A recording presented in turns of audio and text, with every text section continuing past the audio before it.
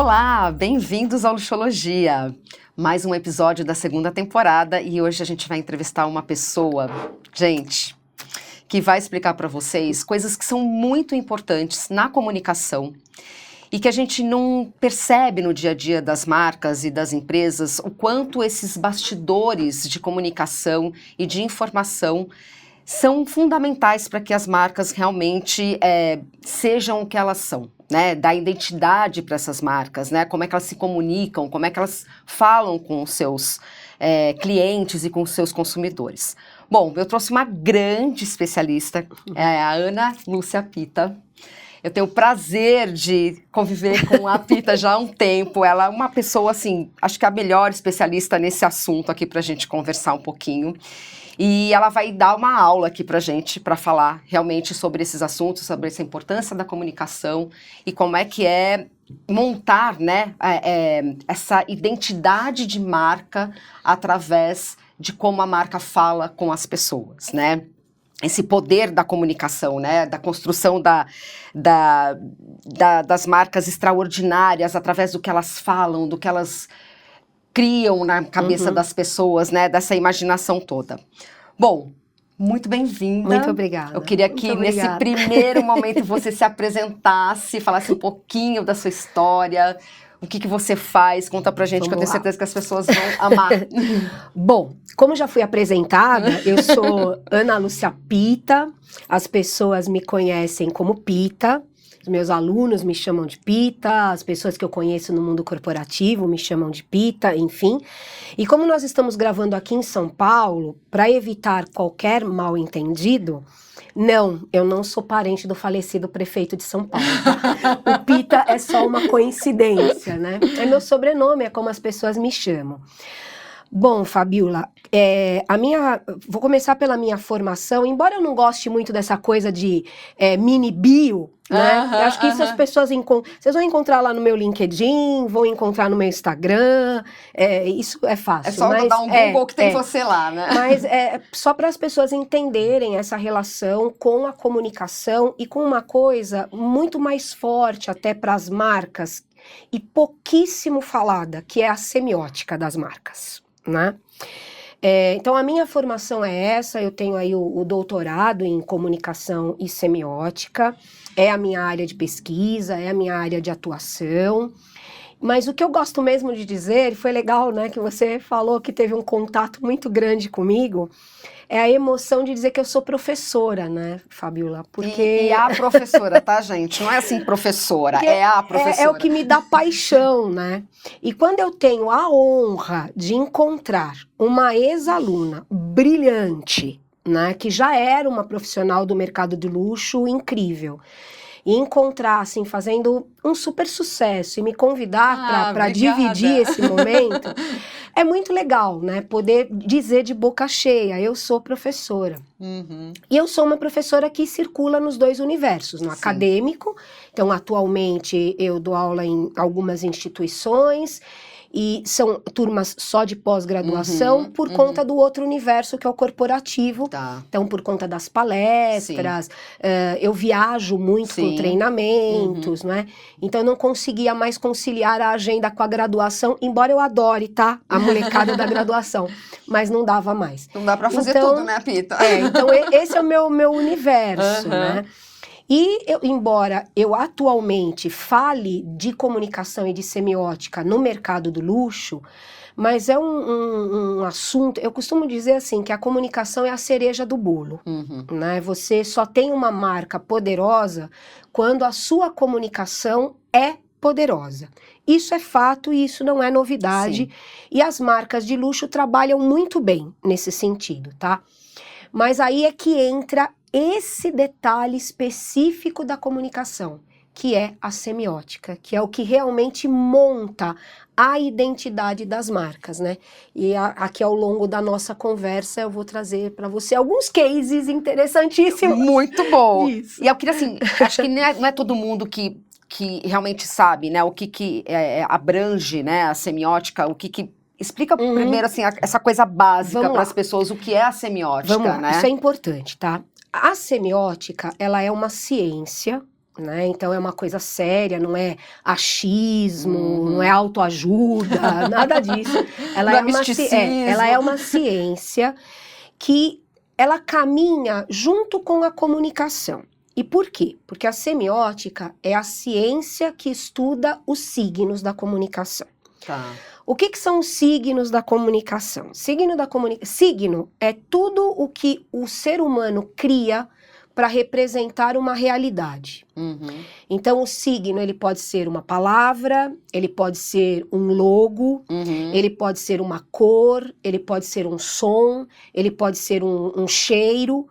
E a semiótica, ela estuda tudo que o ser humano, que o falante, né, usa para se comunicar, para representar o mundo na hora que ele vai se comunicar. Tá. Então é impossível falar de comunicação e não pensar em semiótica. Então quando eu uso palavras, as palavras são signos. Quanto mais fortes forem os signos que eu escolher para usar no meu discurso, mais poderosa é a minha comunicação.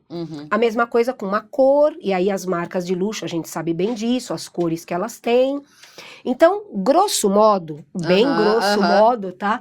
Mas para o público acompanhar, tem muita gente que pensa, deve ser uma coisa impossível de entender e difícil. Ela tem algumas coisas que são complexas, como toda ciência, tá? Mas, grosso modo, é isso. A semiótica é a ciência que estuda os signos. Como eles nasceram, por que eles nasceram, por que a gente tem algumas marcas que têm signos poderosíssimos, né? Vou falar de uma que não é exatamente mercado de luxo. Mas já vamos entrar no nosso assunto. Vamos entrar nessa. E ela tem até um motivo especial pra gente falar, né? Embora ela não seja o mercado do luxo, mas ela é o luxo dentro do seu segmento, né? Que é a Coca-Cola. Tá? A Coca-Cola ganhou esse ano pelo 11º ano consecutivo.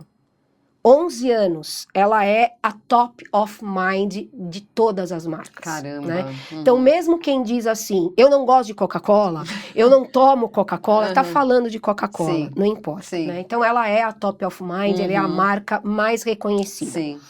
Mas o que ajuda a Coca-Cola, né? O que fortalece a comunicação da Coca-Cola para ela estar aí há 11 anos como essa top of mind? Os signos que ela usa. Então, aí muita gente me pergunta assim, Pita, o signo é um símbolo, então? Não deixa de ser. O símbolo é um tipo de signo, tá? É aquilo que vai representar até visualmente a marca, né? E ela tem a cor, o logo, etc. a cor. Então, a Coca-Cola, ela tem, por exemplo, o contorno da garrafa. É único. Não existe outro. Então, quando a gente vai para o aeroporto internacional aqui de São Paulo, Cumbica, quando você desce para o estacionamento, tem um painel de aço escovado. Então, não é nada vermelho e branco para não ter nada... não. Mas tem o molde vazado da garrafa. E embaixo está escrito assim, agora, pense numa marca. Olha o poder, né, da marca. Só a Coca-Cola consegue fazer isso. Não dá para você pensar... Você gosta de Dolly, mas não há como você pensar em Dolly ali. Sim. Então, o fato da Coca-Cola saber usar muito bem os signos que a representam, então a cor, o contorno da garrafa, aquela letra, né, a fonte Coca-Cola, faz com que a comunicação dela seja muito forte.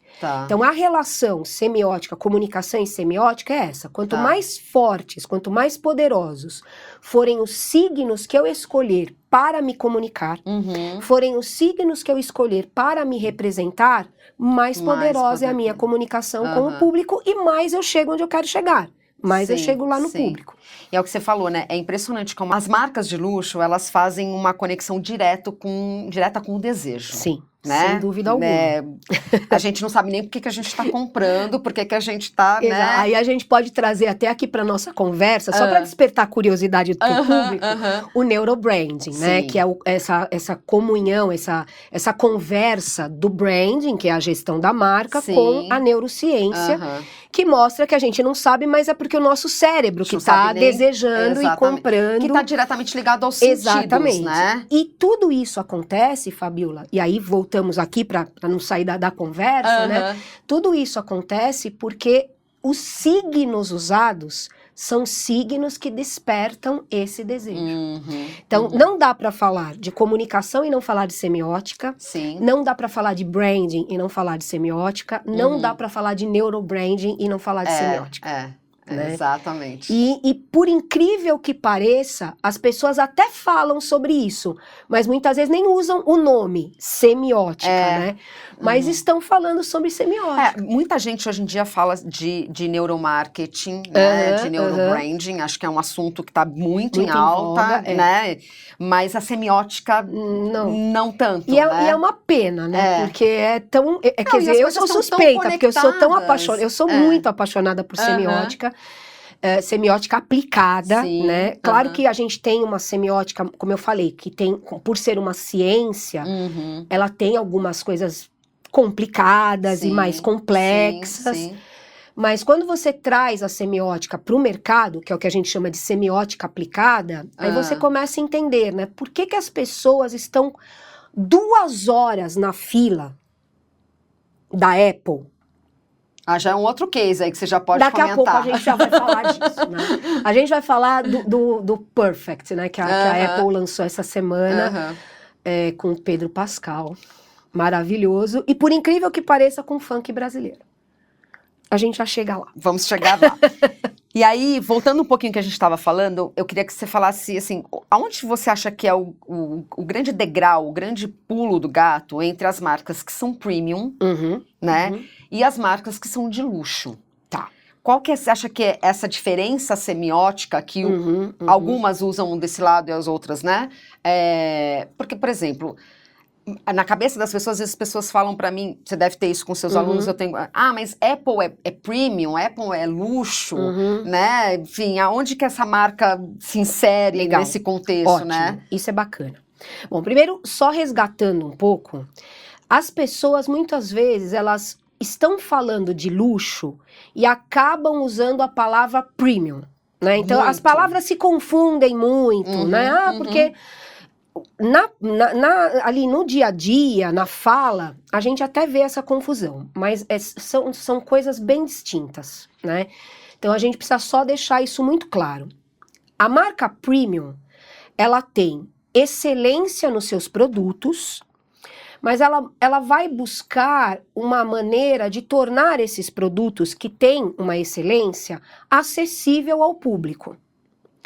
Vamos pegar uma que é clássica aqui no Brasil, que é a Zara. Sim. Tá? Então a Zara é o clássico do premium. Né? Você tem coisas que são bonitas, são muito legais, são interessantes. Eu particularmente adoro a Zara. Sim, é legal, né?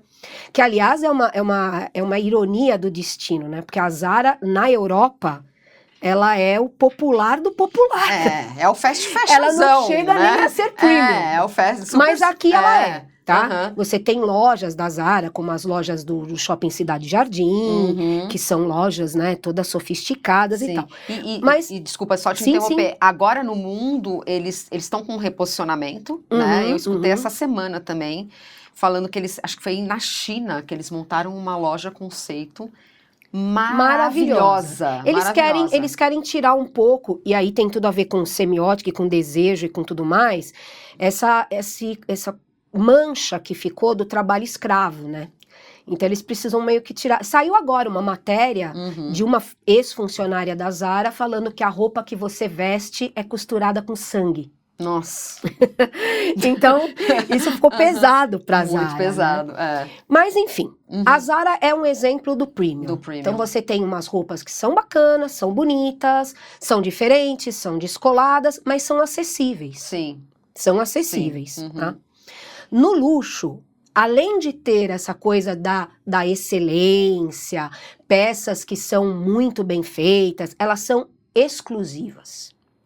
A última preocupação, aliás, nem há essa preocupação no mundo do luxo de tornar acessível. Muito pelo contrário. Exatamente. Né? O que caracteriza o luxo é, além da exclusividade, a autenticidade e ser realmente inacessível. Sim. Ser Porque escasso total, exatamente, né? quando se torna acessível, deixa de ser Deixa luxo. de ser luxo.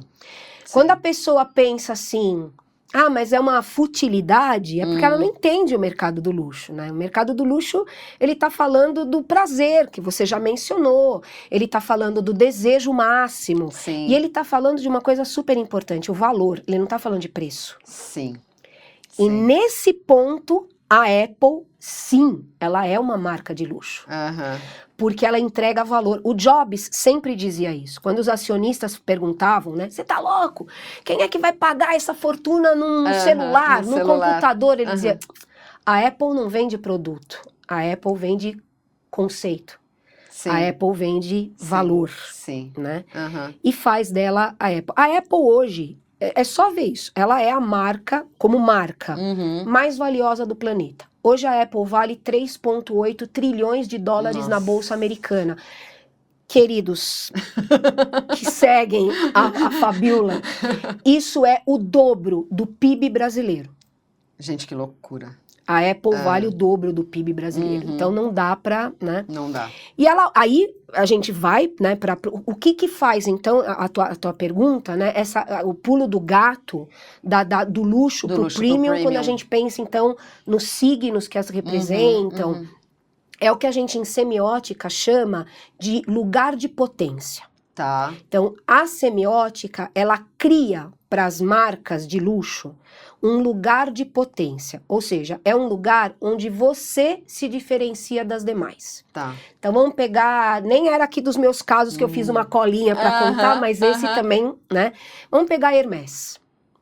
Eu ia falar de Hermès também. Vamos pegar Hermès, tá? Então, por mais que você diga, mas eu posso comprar uma bolsa na Gucci. Eu posso comprar uma bolsa da Louis Vuitton. Da Louis Vuitton, mas não é uma Hermès. E mais do que isso, não é uma Birkin. Exatamente. Tá? Porque você pode comprar uma Hermès de 30 mil, 40 mil. Exatamente. Mas não é uma Birkin, não exatamente. É. Primeiro, eles já criaram uma coisa que já pega o desejo e coloca numa potência máxima. Que é dizer que você não pode comprar, mesmo se você tiver o dinheiro para comprar, você não vai entrar na loja da Hermès e comprar. Por quê? Porque ela não está lá. Exatamente. Você precisa entrar numa lista, numa fila de espera. Que você tem que ter um relacionamento com a marca antes, Aqui em São Paulo, essa lista tem de 2 anos e meio a 3, né? Mas aí colocam mais uma coisa para dificultar. Mais um signo. Mais um elemento. O signo é isso, ele é um elemento, e pode ser qualquer elemento, uma palavra, uma regra, uma cor, um cheiro, um elemento que representa aquela coisa que você está comunicando, aquela realidade. Então a Hermès é isso, é o inacessível. Sim. Então eles criaram mais um elemento que é, e também não é qualquer um que entra na lista, não. Exatamente. Se você não tiver um relacionamento com a marca, você precisa criar primeiro esse relacionamento. Isso eu falo muito para os meus alunos, porque eu falei, gente, presta atenção, tem um festival de Birkin na internet que não só não é real, gente. Eu já sou mais cruel. Presta atenção, eu já sou mais cruel que você, Fabiola. Eu já falo assim para os meus alunos. Vai tomar um café no Cidade Jardim. Sim. Senta ali, na Pet Piva. Senta lá para tomar um café. E repare. Aí vai passar uma Birkin, 2 Birkins, 3, todas falsas. Você é mais direta do que eu. Todas compradas no Promo Center, que é o terror das marcas de luxo, né? O Promo Center. Sim. Pita, como é que se afirma isso? Porque não há esse número de Birkins à venda. Exatamente, isso que eu falo para os meus alunos. Gente, não existe esse número de Birkin no mundo. Não há. Né? Mesmo ter uma influencer, eu odeio essa palavra, influencer. Tenho medo dessa palavra. Chinesa, uma influencer chinesa, que ela abriu lá o closet dela, acho que tinha umas 90 Birkins. Ela mesma já declarou que são cópias, são réplicas. Ela declarou isso? Porque não existe, né? Aquela Birkin com couro de crocodilo rosa, ela só foi feita para... Não bastasse o que ela divide, né, em casa todos os dias, para Victoria Beckham. Só ela tem essa bolsa. Tá. Tá? Ninguém Entendi, mais, né? entendi. É como você pega há alguns relógios que são feitos foi feito exclusivos. Agora um exclusivo para o Hamilton, né? Para a chegada dele na Ferrari. Então tem as letras, as iniciais. Não tem nem preço, foi feito para ele. Eu vi sobre relógios, uma pessoa também, uma pessoa especialista também falando na internet, comentando os relógios do GP da Austrália desse ano. Então, qual relógio que cada um deles estava, e não era o Hamilton, era um outro, que tem 3 títulos também, esqueci quem é, enfim. E foi feito o relógio para ele, acho que um Richard Miller, uma coisa Alguma assim. Coisa assim. Deve ter sido o Bernardo, que tem aquela página que é só sobre relógios, né? Eu acredito que sim. E aí tem o símbolo dos títulos dele e o logo dele no relógio. Ou seja, só para ele. Só para ele. Não existe. Né? É como essa, como essa bolsa. Isso, não. Né? Outro caso recente, né? O Bruno Mars. O Bruno Mars, ele tem algumas coisas que se tornaram signos da marca Bruno Mars, né? Ou seja, são elementos que quando você bate o olho, você imediatamente associa ao Bruno Mars. As roupas, né? Então, por mais que as pessoas digam... Eu vi alguns comentários nos posts do Bruno... Aliás, eu digo sempre que o Bruno Mars é uma masterclass de branding, né? Ele faz como poucos, né? Ah, mas a roupa dele... Ah, ele tá parecendo... Aquele que é da grande família, que se vestia... o Agostinho Carrara. Agostinho Carrara, não sei o quê. Só que detalhe, as roupas de Agostinho Carrara, do Bruno Mars... são Versace, exclusivas e feitas para ele. Você não vai entrar na loja da Versace e falar assim, eu quero a camisa... Aí a pessoa vai te responder, desculpa, você vai continuar querendo. Sim. Então foi um criado para ele. Mas vamos para uma coisa ainda mais específica, que ainda respondendo a tua pergunta, que é o pulo do gato das de luxo e que as premium não têm isso, né? Que é esse lugar de potência, é o lugar onde você se diferencia de todas as outras. A gente tem um hotel, uma rede de hotéis, que é luxo máximo, que é o Bellagio, né? E um dos mais incríveis é o Bellagio de Las Vegas.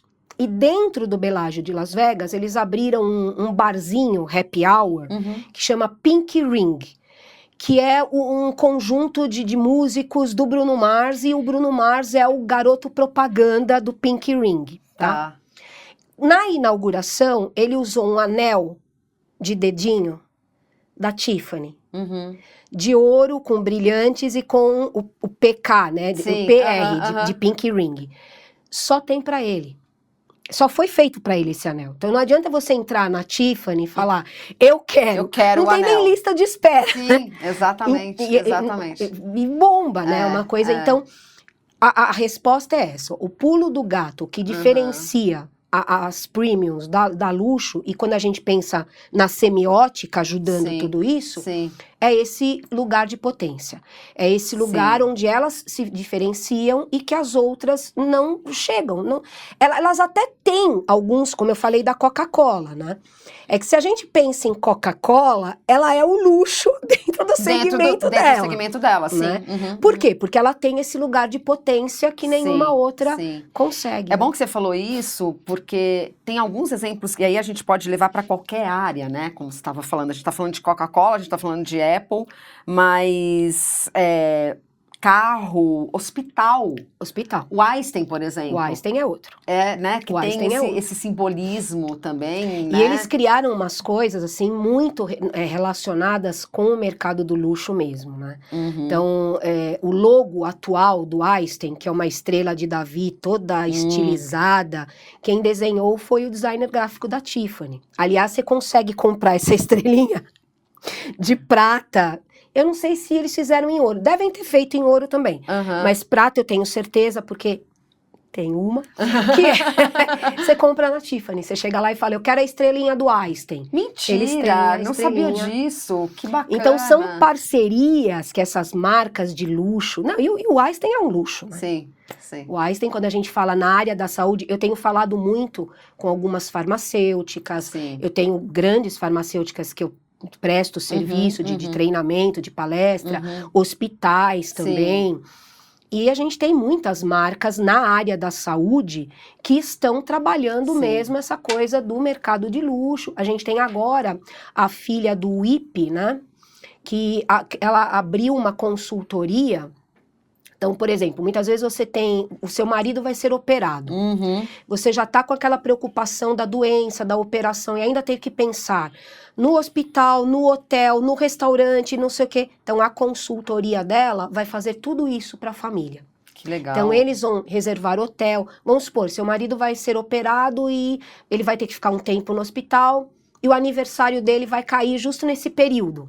Então, ela vai reservar o bolo, coisa que ele pode comer, coisa que pode entrar no hospital. Que bacana. Isso é o luxo. Esse bacana. é um lugar de potência que a marca de luxo tem e as marcas premium e as populares não. Né? E eu acho que, falando de hospital especificamente, isso é muito legal, porque o hospital já é um ambiente que não é legal, triste, né? que é triste, né? Ninguém tá no pesado. hospital, né, porque quer, enfim. Então, a não ser que você vai fazer uma cirurgia plástica, aí é diferente, né? Mas, enfim. E você ter esse... Eu já tive a oportunidade de ficar no Einstein, e o que mais surpreende, eu acho que é isso que você falou, essa coisa de te deixar à vontade num ambiente que parece que você está num hotel. Olha, como a gente está falando de saúde, de área da saúde, medicina e tal, você deve já ter visto pelo menos alguns episódios daqueles Botchers. Sim, claro. Sempre. Bom, para quem nunca assistiu, é no canal I, né? Eles são os papas da cirurgia plástica. De consertar coisa errada, De consertar né? coisa. Aliás, por falamos de Versace, né? Ela foi consertada agora. Ah, não sabia. Por eles, né? Tá. Então, eles é que estão fazendo toda essa coisa aí. Eles são o luxo do luxo da cirurgia plástica, né? Primeiro que eles ficam num lugar que é o desfile do luxo. Eles estão na Rodeo Drive, em Los Angeles, uma clínica que é... Então, por mais que você vá ali, às vezes é um acidente, não é nem por uma questão só de estética. Sofreu um acidente, né? Eles vão consertar, como você mesma disse. Mas você se sente bem, eles criam um ambiente, eles criam signos, ou seja, eles criam de elementos, novo, né? Fortes que vão representar a clínica, os médicos. Exatamente então, isso. É muito interessante, é muito importante isso, né?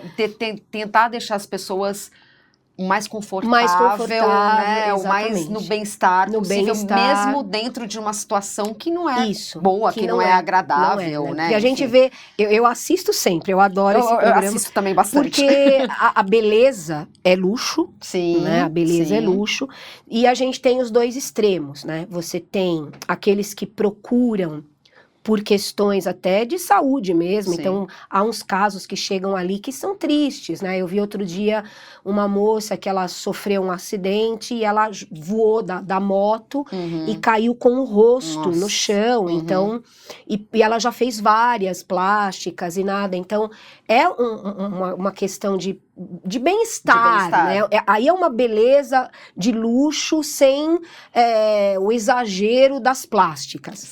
Mas você tem algumas aberrações, então o pessoal que vai lá, mais uma coisa super legal, e essa é uma marca deles, esse é um signo deles.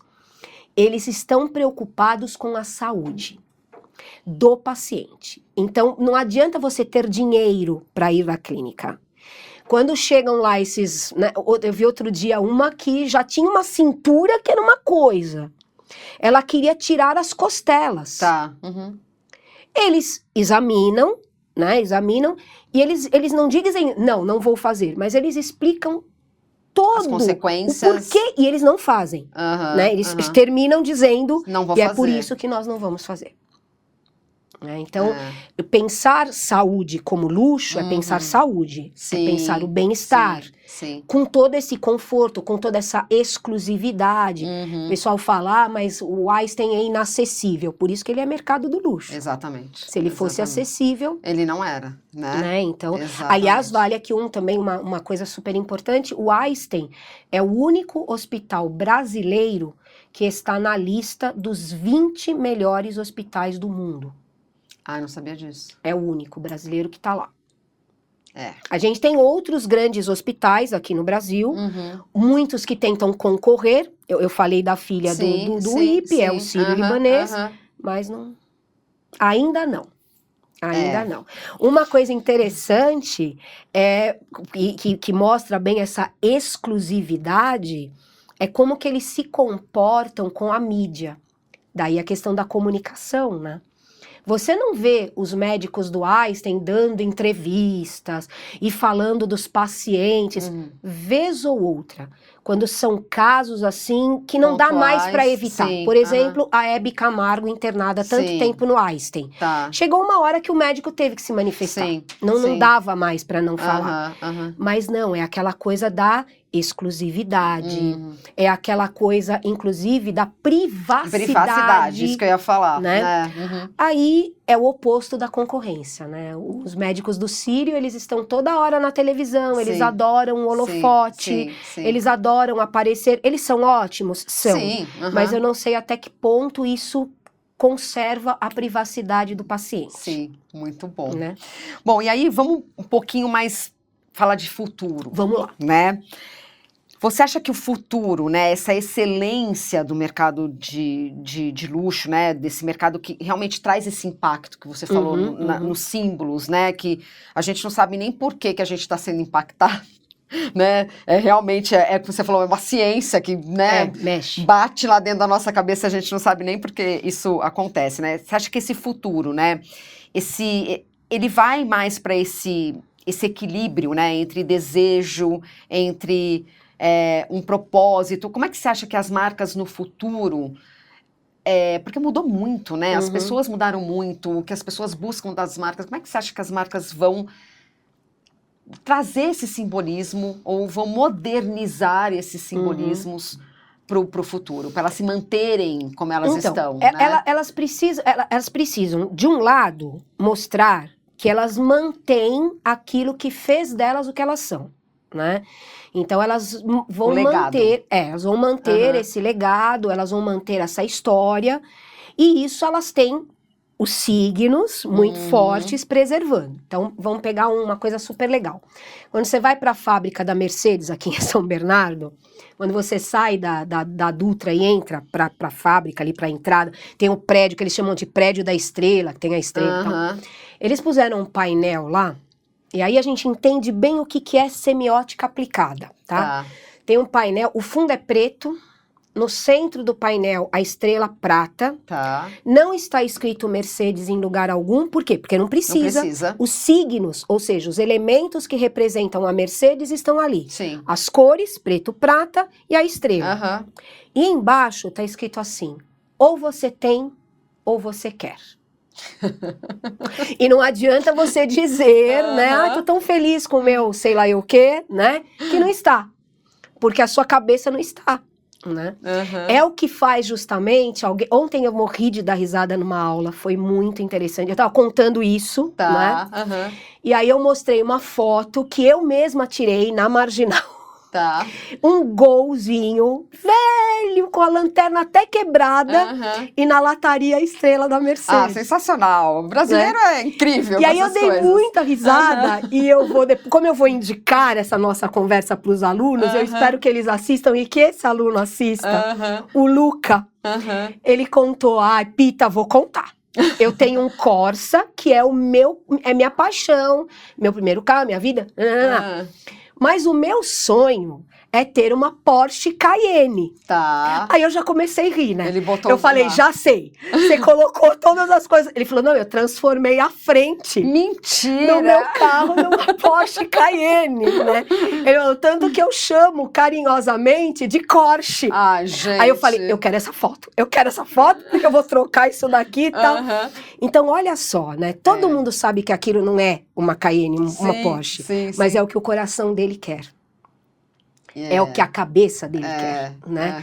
Então, isso as marcas precisam manter. Elas não podem quebrar, tá? Porque isso é o que construiu o legado. Elas até aí, exatamente. né? E isso, como eu disse lá no comecinho da conversa, é o que fortalece a comunicação delas com o público que elas têm, tá?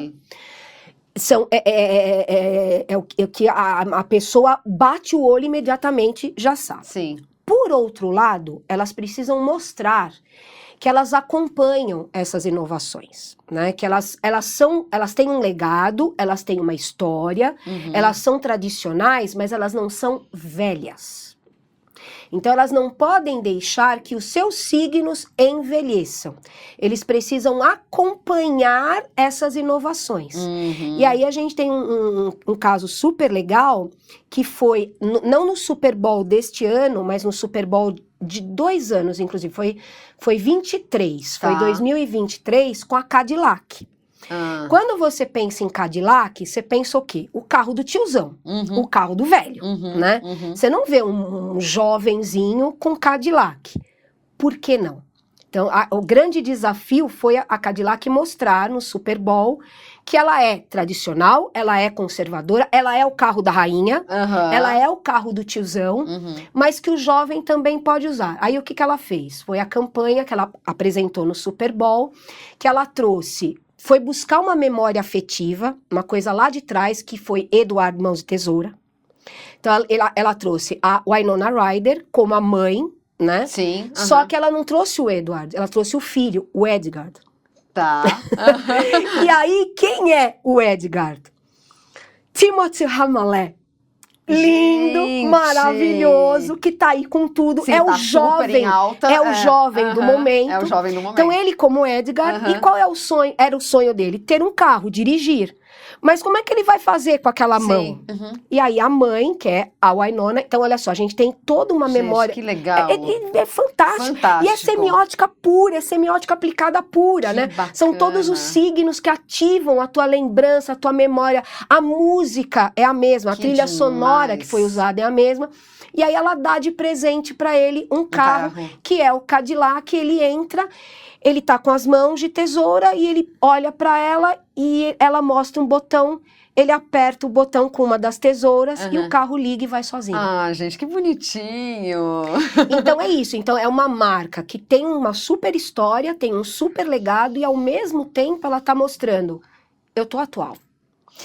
Então, agora você falou uma coisa que aí eu vou puxar aqui, assim, a gente dá uma cutucada também, já que a gente tá cutucando.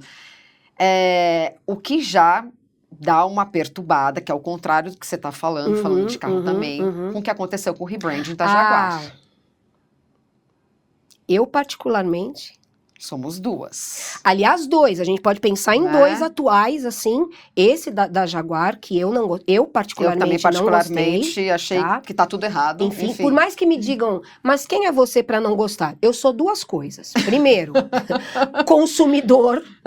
E segundo, uma especialista em comunicação e semiótica. Exato. Então, eu sei o desastre que pode ser quando o reposicionamento, o rebranding, não se preocupa com essas coisas. Eu acho que eles fizeram exatamente isso que você falou, do contrário que a... Eles quiseram atingir um público jovem, mas foi um tiro no pé. E aí eles esqueceram o que é super importante dentro do mercado de luxo, que é o legado. O legado deles. Que é a sua história, o seu contexto. O legado deles. Por isso que eu fiz essa pergunta pra você, porque tem que modernizar, Tem que modernizar, mas tem que tomar muito cuidado. Foi o que fizeram lá no Super Bowl, mas tem que tomar assim... muito cuidado. Cuidado com o que você faz, O logo né? é o mesmo, da Cadillac, o estilão do carro é o mesmo. Aí você bota ela só se atualizou. Uma campanha que parece a campanha da Barbie, entendeu? Não dá. Enfim, como é que faz um rebranding desse jeito? É o que tá acontecendo com a Johnson. a gente falou de saúde, a gente estava acostumado com o quê, né? Qual era o elemento que representava a Johnson? E a Johnson é uma superpotência. Uma superpotência, sim. A assinatura, que inclusive era a assinatura do fundador, Johnson & Johnson. Tá? Só que as empresas farmacêuticas, elas têm investido pesado em tecnologia, em inteligência artificial, na medicina, na saúde, e a Johnson não está atrás. Pelo contrário, a Johnson é pioneira em muita coisa. Então, o pessoal que estava trabalhando, marca, posicionamento, reposicionamento, entendeu que esse logo já não representava mais o que a Johnson é hoje. Tá. Uma marca ligada à tecnologia. Tá. Então eles mudaram, eles puseram um logo lá, todo quadradinho. Nossa, e tudo mais. Bom, eu estava na Johnson, por coincidência do destino, num treinamento com lideranças da Johnson. Tá. Eles disseram, nós não gostamos. Então, se quem vai comunicar a marca para o mundo não gostou do que aconteceu, você imagina o mundo, né? As pessoas nem estão sabendo direito. Exatamente. Então, é um perigo. É muito perigoso. É um perigo. É muito perigoso. Tem que modernizar? Tem que modernizar. Por exemplo, tem um caso super bacana da Nestlé. Quando a Nestlé surgiu, que ela criou aquele ninho com os passarinhos. E aí tem toda uma história, enfim, que é semiótica também pura. Sim. Eram 5 passarinhos no ninho, né? Tá. Porque as famílias eram grandes naquela época, que a gente está falando de 1868. Tá. Né?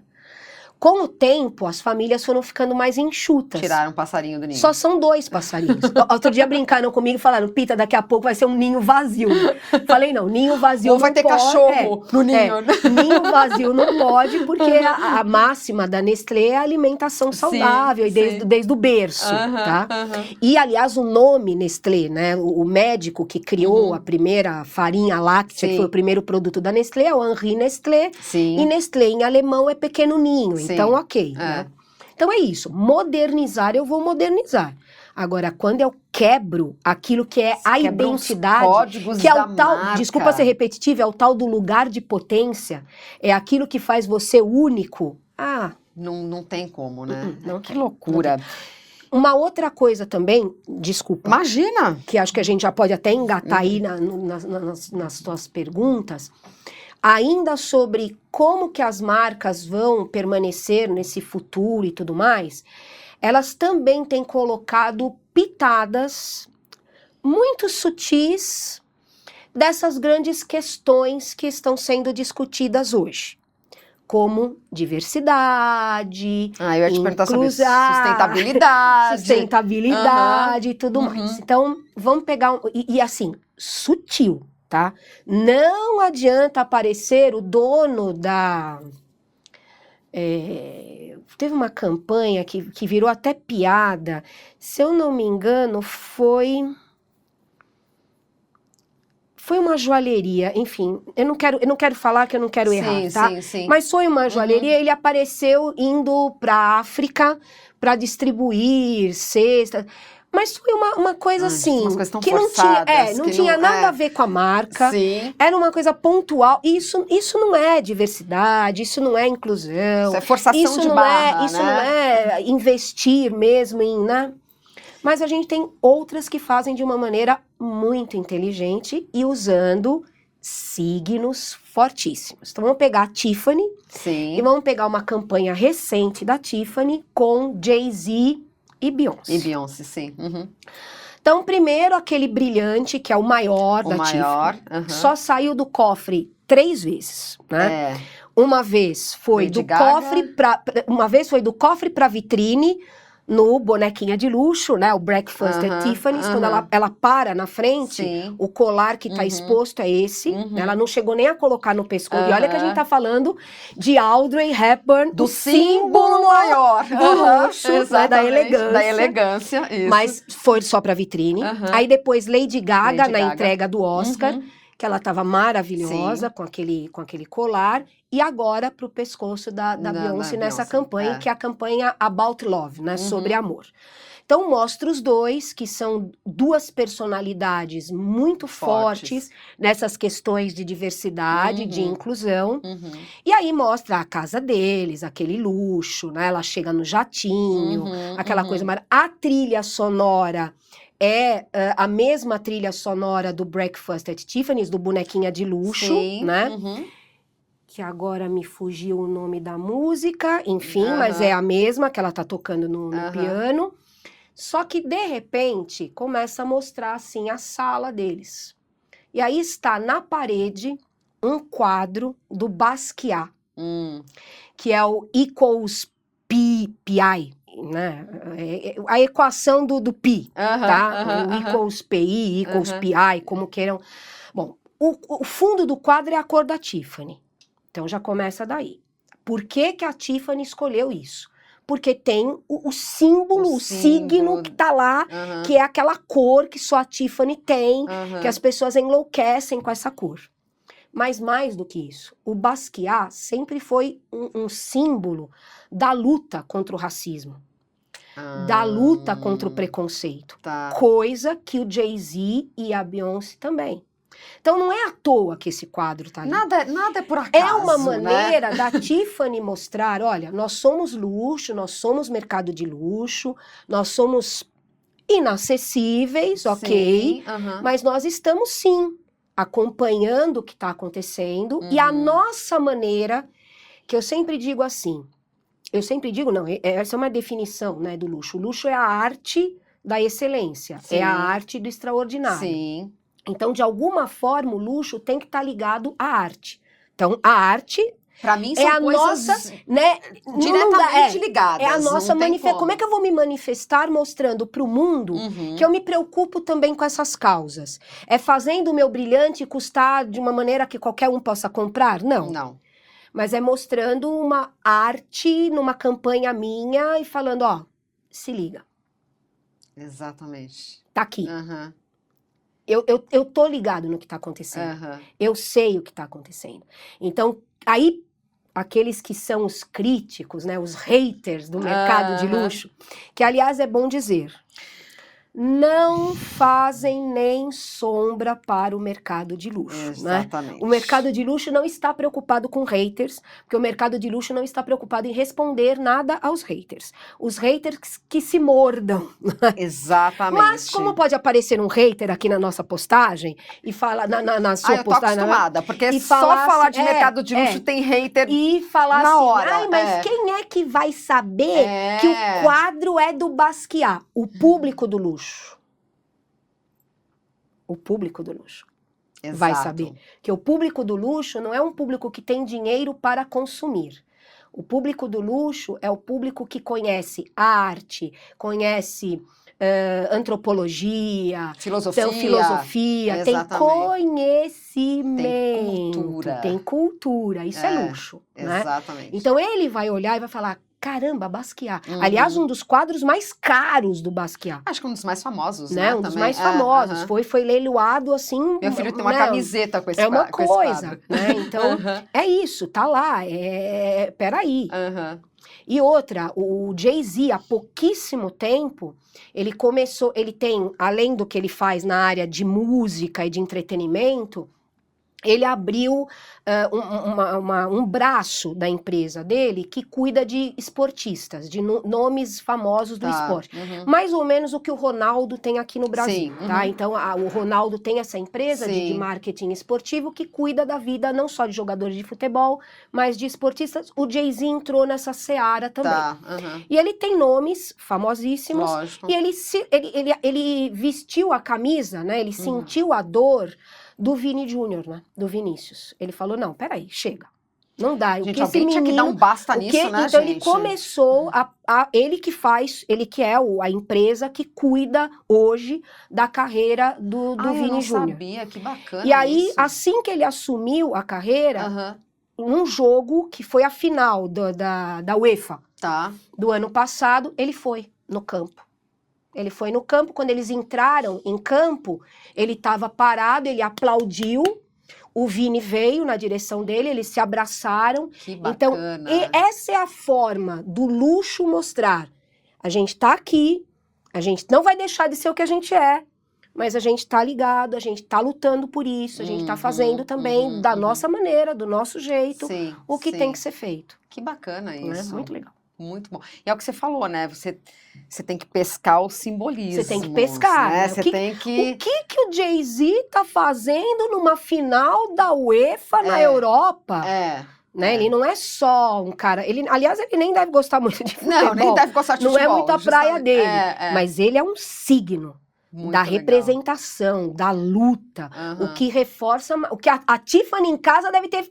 Uau, que maravilha! Porque reforçou aquela Sim, história do sim. quadro do Basquiat, Uhum. da Tiffany nas entrelinhas, mostrando que também está preocupada com isso, que também está investindo nessa Sim. questão, nesse alerta. Uhum. Né? Então, Muito, é uma coisa muito bom. super legal. E aí, né? Muito aproveitando essa coisa de comunicação, né? Falar um pouquinho de redes sociais, bacana. Uhum, né? uhum.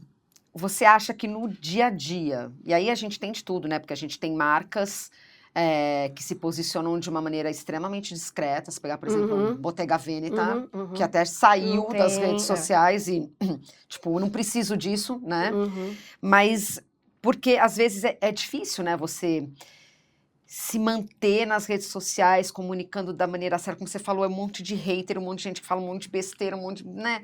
Então, assim... E todo mundo com acesso, né? E essa é a grande questão. Né? Eu, outro dia, ouvi o Ferreirinha falando que durante uma última campanha que a Jaguar fez, e foi uma campanha só em redes sociais, tá? Lançando um dos últimos modelos da Jaguar, ela vendeu, não sei se foram 15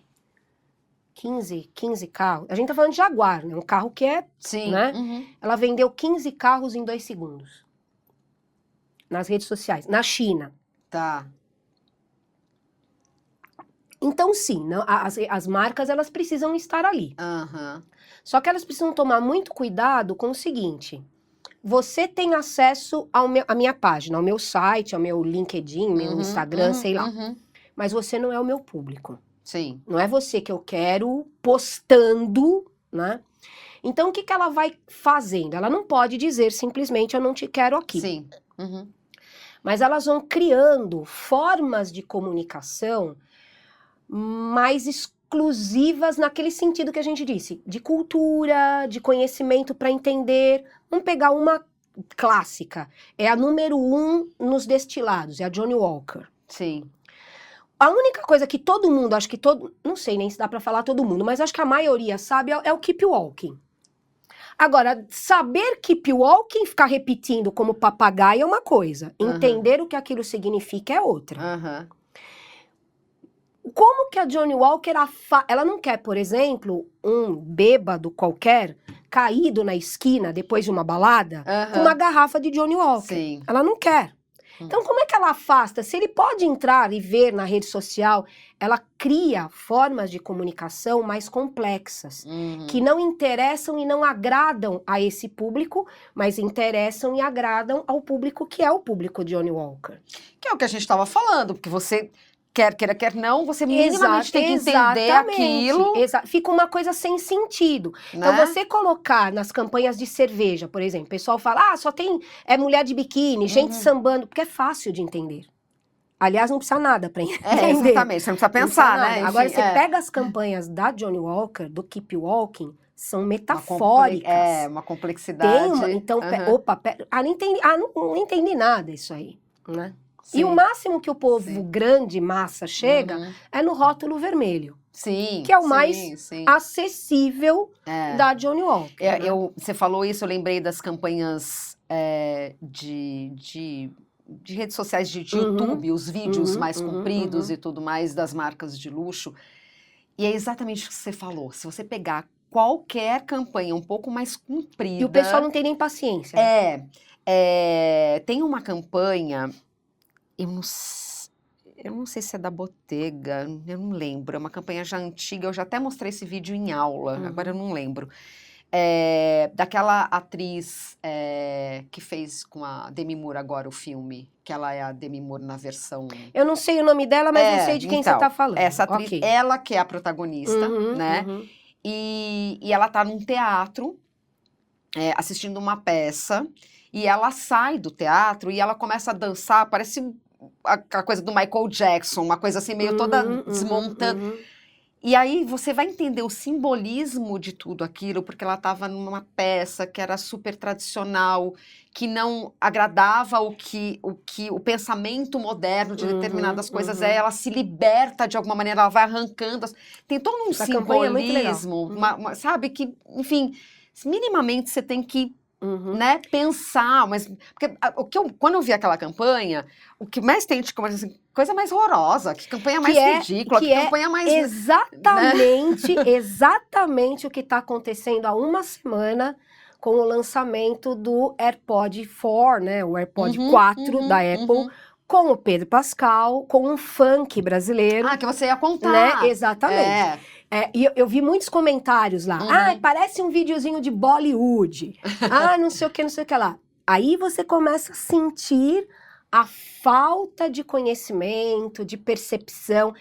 É isso que a semiótica trabalha, né? A semiótica te ajuda a ampliar o olhar. Né? Peraí, entenda os signos que estão ali, né? Então, primeiro ele vem todo borocochô e tal, aí ele entra no caos, aquela cor toda, é para representar mesmo, aquele caos, aquela loucura. Eu fiz até um post ontem sobre isso no meu LinkedIn. É aquele caos, só que aí, de repente, ele tá com os fones. E só ele escuta, porque esse novo fone, ele tem uma quebra de ruídos, né? Então, ao invés da Apple simplesmente aparecer e dizer, olha, compra o nosso novo fone, porque agora ele tem um sistema de quebra de ruídos. Não, ela cria uma história que mostra isso. Sim.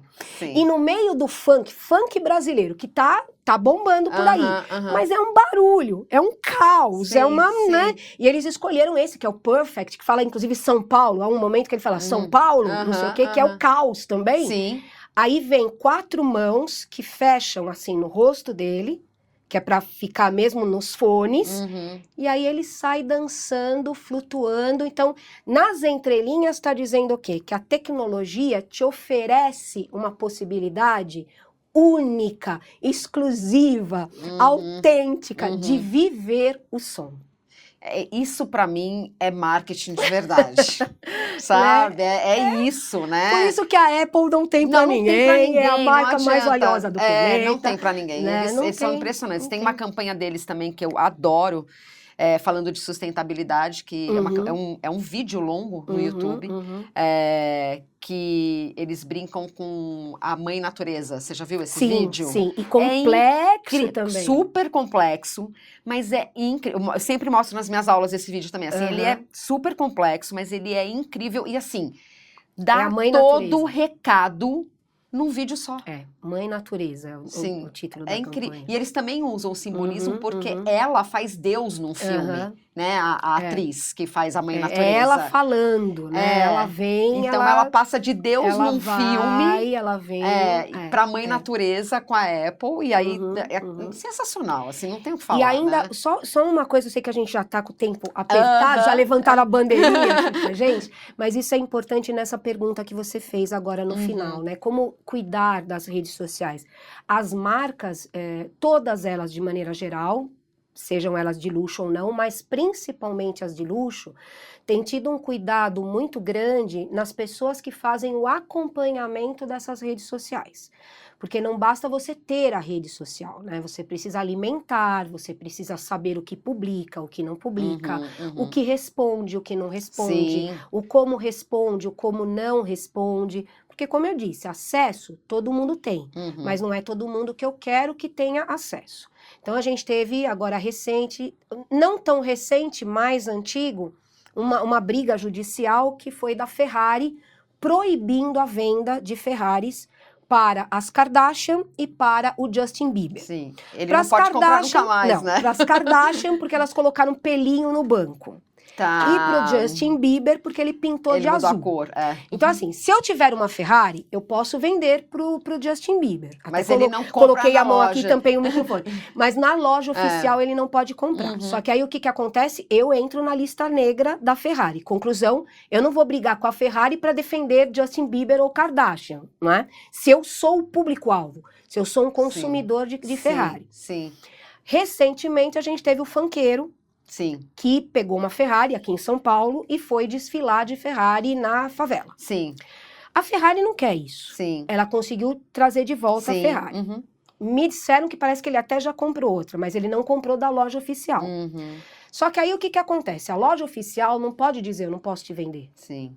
Mas ela tem um estatuto que tem que ser respeitado.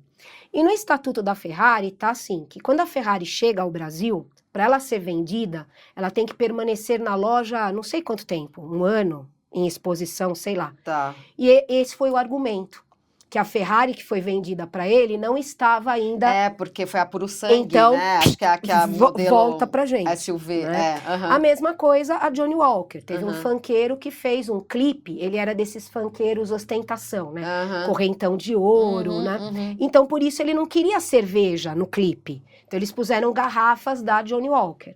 Aí, o que que a Johnny Walker faz? Ela usa o que ela tem de lei, né, a seu A favor, seu favor. que é o CONAR, a autorização para fazer É, ou não. mas aí é fácil, né? Porque no 2 videoclipe dias- não... 2 né? dias É, tirou do ar. É. E nas redes sociais a mesma coisa. Então, as marcas de luxo têm usado muito CONAR, Uhum. têm usado muito o ECAD, que é o que cuida de Sim. trilhas sonoras. Então, Paul McCartney, por exemplo, fez agora recentemente um vídeo falando Uhum. que ele não é contra o IA, mas que precisa ter ali alguma Tem coisa, que ter, né? porque senão você joga lá, faça uma música estilo Paul McCartney e o IA faz. Exato. Né? Então essas marcas de luxo, essas marcas muito poderosas, até para preservar os seus signos, né? Exato. Os elementos que as representam, Aham, aham. elas estão trabalhando junto com a lei. Então, o que que a lei permite e o que que a lei não permite. E não se trata de censura, tá? Isso precisa ficar muito claro. Não, Elas lógico. não estão censurando. Não. Não é que você não possa usar, você pode. Sim. Mas eu tenho um direito meu, um direito meu de imagem, De eu tenho um marca, direito sim. meu de autoria, Sim. de propriedade intelectual. Sim. E isso você tem que respeitar. Tem que Se você respeitar. pagar os meus royalties, você usa à vontade. Exatamente. Bom, eu acho que a gente já pode marcar agora a aula número 2, né? Ai, que Porque delícia! é incrível, assim, é tão legal, né?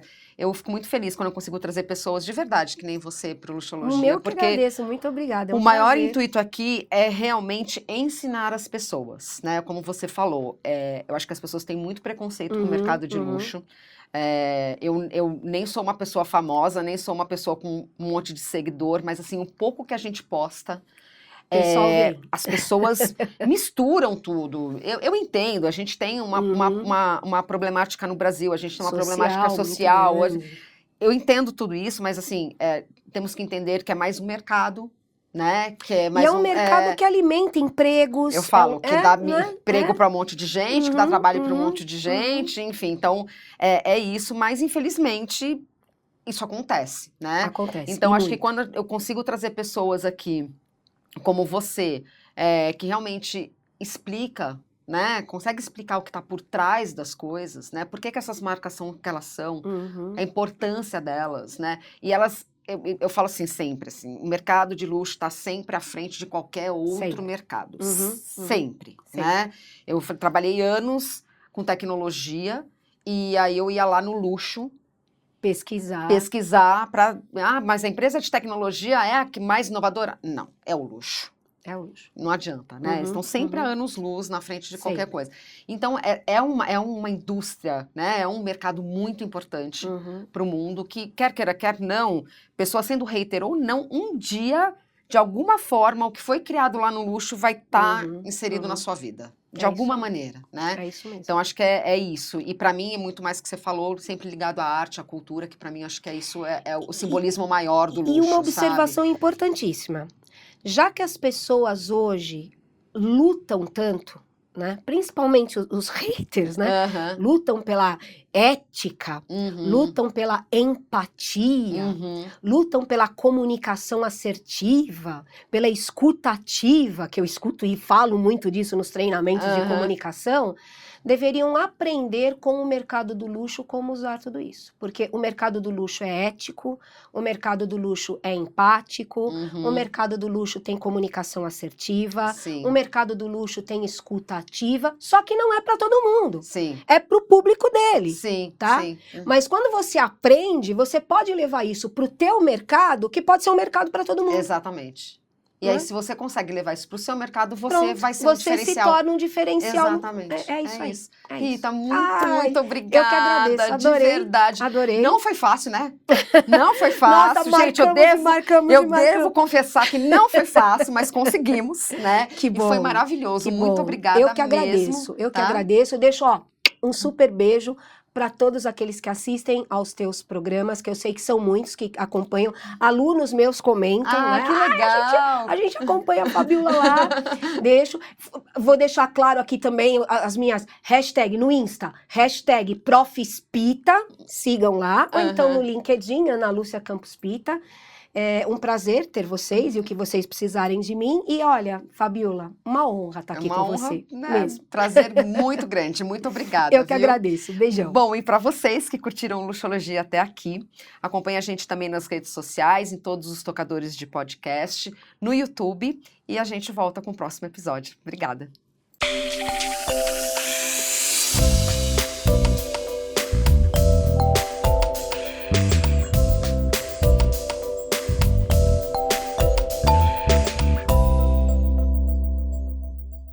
Este podcast foi produzido pela Tumpats.